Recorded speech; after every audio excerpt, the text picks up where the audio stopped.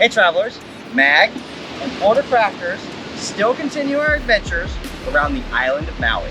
On one of our previous adventures, we showed you the road to Hana, but that was only half of the journey.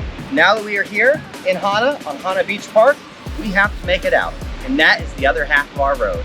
In total, the road to and from Hana is 64 miles with 617 turns and 56 one-lane bridges, and it is a harrowing experience. When you're driving this thing, you are sweating bullets, as we've witnessed for ourselves. And when you're the passenger, you're still sweating bullets. There's a lot of great geocaches for us to find, and if the northern half of this road has told us anything, it's that every step of the way is going to be quite a spectacular sight to see. So let's get out there and see what the other half of this road has in store for us. Come on, let's go. Just around the other side of the cinder cone, where we ended our previous adventure on the red sand beach, we begin this leg of our journey at Hana Bay Beach Park. A significantly easier spot to reach. Many families like to come out, lay in the black sands, and get in the water to enjoy some nice cool down time or a little bit of snorkeling. It's hard to believe that the red sand beach that we explored in that previous video is really just on the other side of that thing, because it's totally different on this side. This is actually more of a black sand beach here. This is from the volcanic material that comes down, and as you can see, this has been long eroded. This is extremely fine-grained sand right there, like you'd find on some of the best beaches around. And it is in stark contrast to the sand we were seeing over at the red sand beach. Surprisingly, there's not an earth cache here, but maybe one day there will be, because there's plenty of opportunity to focus on this rare geological phenomenon, because you don't see a lot of black sand beaches either. With no other geocaches in Hana to distract our attention, it's only a few minutes before we're back on the road again. We spot some signs indicating possible road closures, but we decide to take our chances. One of the things we learned along this trip is that the Hana Highway is also affectionately known as Divorce Highway, because apparently there's a lot of married couples that take this highway and they fight along the drive. And it is easy to see why we were laughing about this, because no matter who's driving, husband or wife, this is a tough road to drive, and whoever's in the passenger seat of that married couple is going to be nitpicking every detail and telling them they're either going too fast, too slow, there's somebody following, they're following too closely, they can't see around the curve, it's not safe, etc. And there's probably a lot of stress flying in that car. In this car, not a problem at all. FlCrafters is an excellent driver, and I trust fully in her ability to get us from A to B safely, and to do it in a manner that's not distracted, unlike me while I'm driving, but we won't talk about that. Either way, we've had nothing but laughs along this drive, and I expect nothing but laughs to continue along the way. We will not be divorced by the time we get to the end of this thing. The northern coastal road that we took, heading from west to east to reach Hana, is known as the Road to Hana. But the southern road is referred to as the backside of Hana, or Haleakala's backside. Many of those who have survived this portion of the road also refer to it as the Beyond, and believe it or not, it is the more difficult section of the two to traverse. It may not have quite as many hairpin turns or one-lane bridges to negotiate, but there are a lot of sections of the road that are completely unpaved and covered over with rusty guardrails or little between you and a fall down the cliffside. It's always made worthwhile to come out and journey to these places when we're able to find the prize we come out here seeking. And to be frankly honest with you, even if we couldn't find it, it'd still be worthwhile, but it sure does make it more satisfying, right, FlCrafters? Yes, it does. The first stop we come across on this significantly lonelier section of road is the Palapala Huma Congregational Church, founded in 1864 and remodeled with the help of none other than Charles Lindbergh. That famous aviator, almost 100 years ago, was the very first person to fly solo across the Atlantic Ocean. A flight that carried him through bad weather and fatigue, landing in Paris 33 hours later. He claimed to have found heaven on earth here in Maui, and so, here on the earth, he finds his way into heaven. Alright, so check this out. One of the things I do when I'm coming out to lonely spots like this is I actually pull up Pokemon and I look for gyms that haven't been touched in a long time. The gym at this ground zero has had one lonely Pokemon in it for 61 solid days. So I'm going to take this guy out of there right now, and I'm going to drop my own thing in there like he just got beat up. He's gone. Battle won. And that means we're going to drop our Pokemon in here, and maybe we can hold this thing for 61 days. This is very exciting right now. It's interesting to consider the journey of the Christian missionaries who established this church here on the point, heading all the way from the west end of the island on Lahaina to finally establish here on the eastern edge. We came out here to find the geocache because of course we did. But this ground zero is just too cool to stop that quickly on. We've got a park right here. We've got a church. We've got Charles Lindensberg gravesite. We have a lot to see, so we're actually going to explore this ground zero in more depth. Over the years, Palapalahuma had been abandoned, with nature slowly overtaking it, until in 1964, Sam Pryor, a winter resident from Connecticut, took a walk to the church grounds and saw a future here. Working with members of the community, he helped to restore it to a place people would visit again. A nice little walk through the park, nice little tour of the church, and most importantly, a nice break from the crazy road. Are you ready to get back on that thing? Yeah, let's see where it leads us. All right, let's get back on the road from Hana and see if we can make it all the way out of here. Just beyond the church at Kipuhulu, it becomes immediately obvious why this road is referred to as the Beyond. We find ourselves hanging precariously above the cliff's edge on a one-lane road, bumping and bouncing our way around on a barely maintained piece of pavement. Around some of the rougher bends, we find evidence of the road having been washed away completely, but find ourselves very grateful that enough construction has come through to make it passable once again. We aren't able to relax for even a second until we finally come to a stop in front of the Huiloha Church. Our next geocache is about a quarter mile down the road. Now from here, we're heading out to this church, which we saw from the main roadside, and it looks like it's going to offer a beautiful view. The problem here, of course, is that the road is for four-wheel drive vehicles only, and we are not driving a four-wheel drive vehicle, and we do not want to risk the rental. So it looks like, unless we get lucky in the next couple of minutes, we're taking the walk.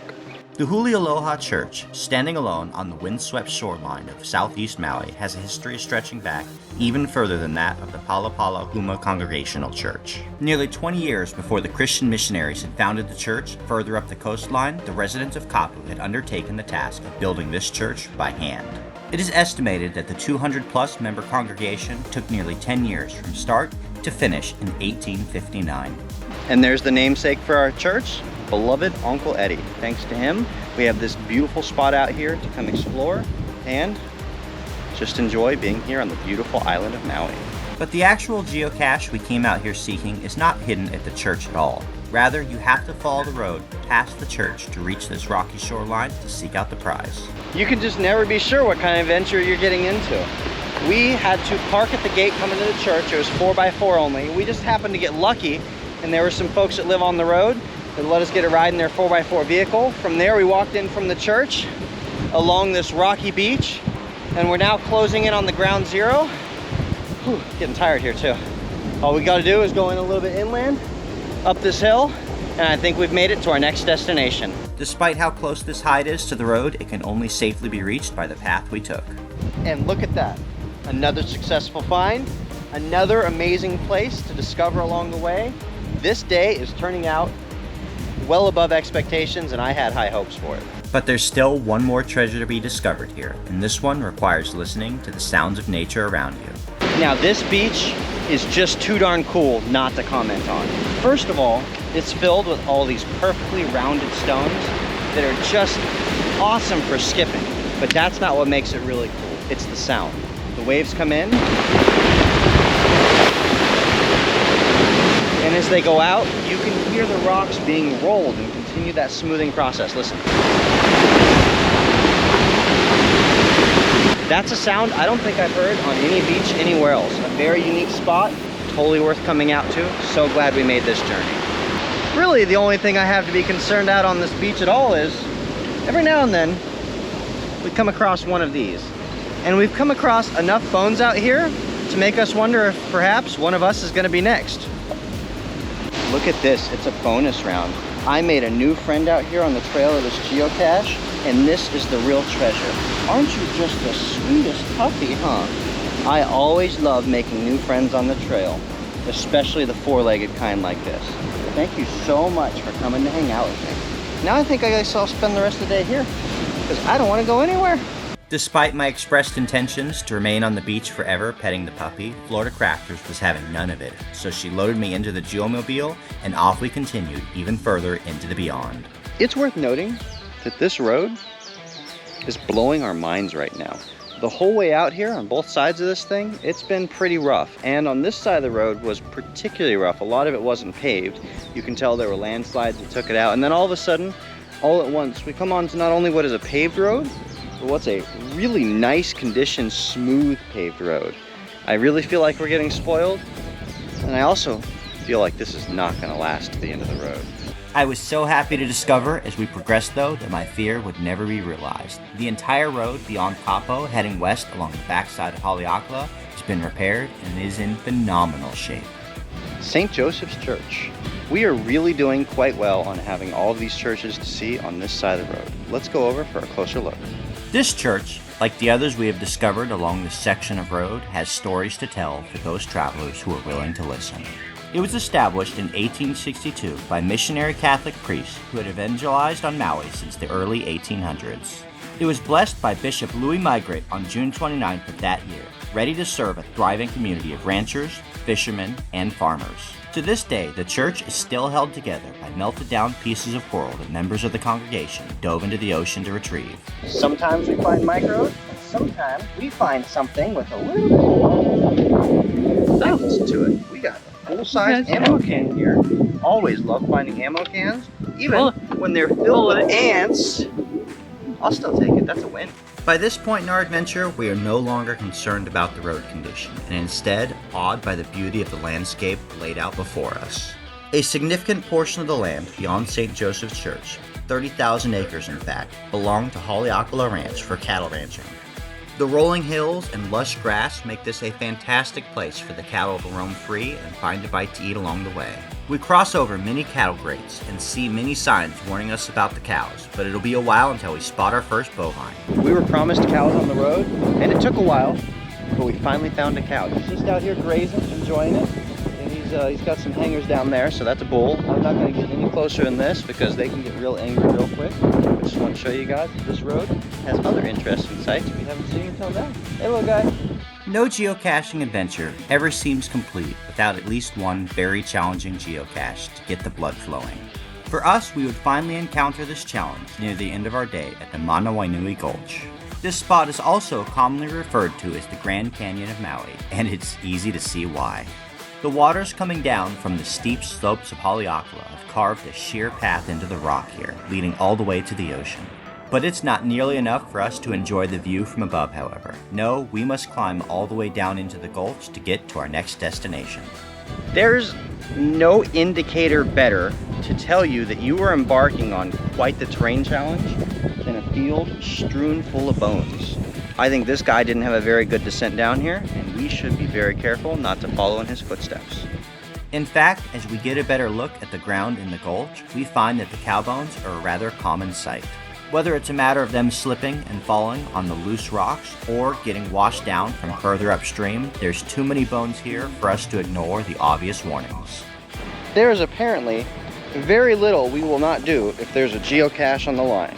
We'll crawl our way through some lava tubes, we'll hike up and down waterfalls, and apparently we'll head straight down into a gulch for a 4-star terrain that is every bit as challenging as this terrain around us would imply.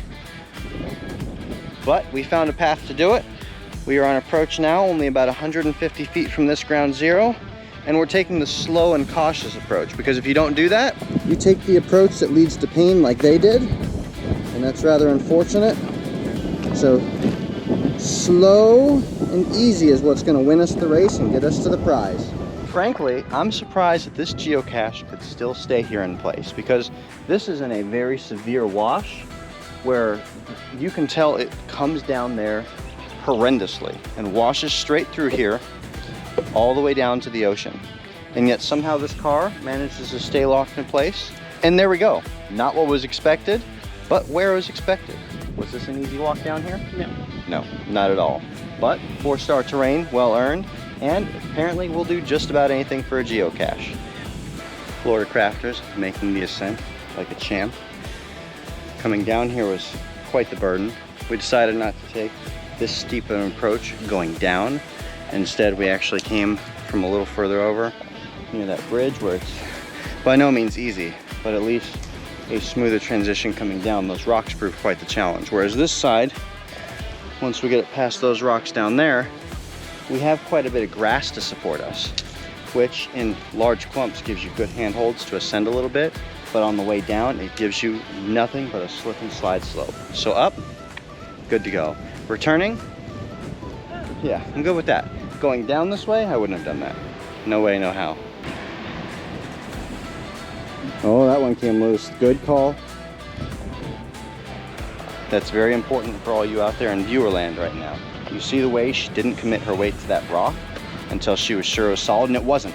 So as soon as she felt it, she immediately backed off of it, and that's because when you've been out here doing terrain like this enough, you know never to trust any of the rocks around you and be sure it's solid before you commit to it.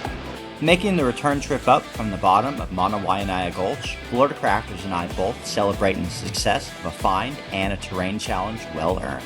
And it seems like our timing could not have been any better, because just as we near the end of the road coming back from Hana, the sun is setting. Another successful adventure here on the island of Maui. This was a totally different experience than the road to Hana that we took in a previous video. And it was every bit as harrowing in a different way. What did you think about this drive? It was a lot narrower, single road, no road, gravel road, and more blind curves with a narrower road. But what was really deceptive is we had this paved road pretty much the whole back half, and it encourages you to go faster even though it's only narrow enough for one vehicle, so it makes it a lot scarier, like in places where we saw the vehicle that was at the bottom of the wash. Yeah. A lot of interesting geocaches along this way, and it's pretty much a quality over quantity game. Each one brings you to a phenomenal ground zero. I'm so glad we had a chance to share this road with you through 2 separate videos, and I can't wait to show you more of Maui up ahead. Make sure to like this video, subscribe, stay tuned for updates, and we'll see you out on the trails.